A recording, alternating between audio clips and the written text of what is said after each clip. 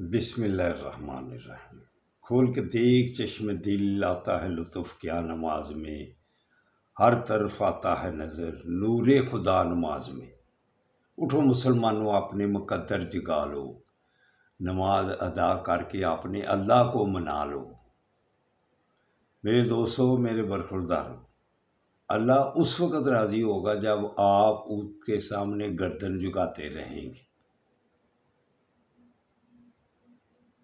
باقاعدگی سے نماز ادا کرنی، تکبیر اولیٰ کے ساتھ نماز ادا کرنی، یہ مقصد بنا لو زندگی کا، پھر اس میں کامیابی ہے۔ الجھنیں پریشانیاں کم ہوتی جائیں گی۔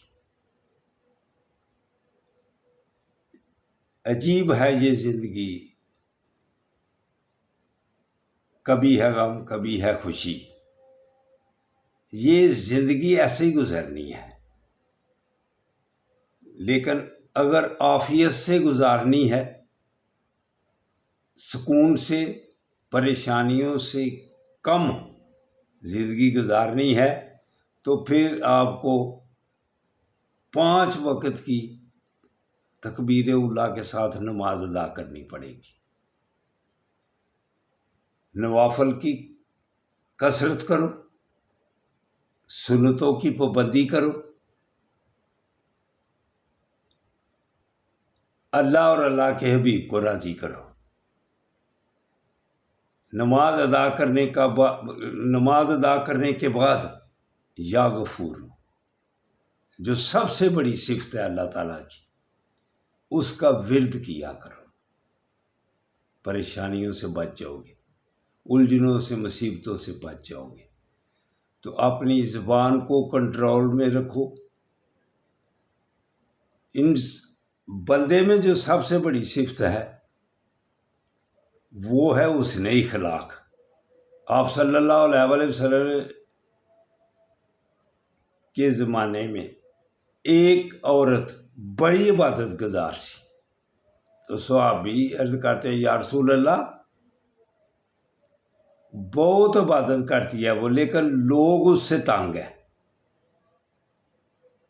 آپ نے کہا کہ اس کی عبادت کا اسے کم فائدہ ہوگا، جو لوگوں کو وہ تنگ کرتی ہے اس کی وجہ سے وہ دوزخ کی طرف جائے گی۔ لوگوں کو تنگ کرنا، اپنے اخلاق کو گرا دینا، یہ انسان کے لیے نقصان دہ ہے۔ تو جو ایک دوسری عورت جو عبادت کم کرتی تھی اور لوگ اس سے خوش تھے، اس کا اخلاق بہت زیادہ اچھا تھا، وہ دوسروں سے محبت سے پیش آتی تھی۔ آپ صلی اللہ علیہ وسلم نے ارشاد فرمایا، یہ جنتی عورت ہے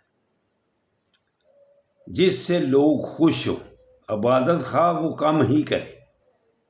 تو اس لیے میرے دوستوں، میرے برخورداروں، انسان کی سب سے بڑی صفت جو ہے وہ حسن اخلاق ہے۔ اس لیے اپنے اخلاق کو درست کرو، انشاءاللہ تعالی کامیاب زندگی گزرے گی۔ السلام علیکم ورحمۃ اللہ وبرکاتہ۔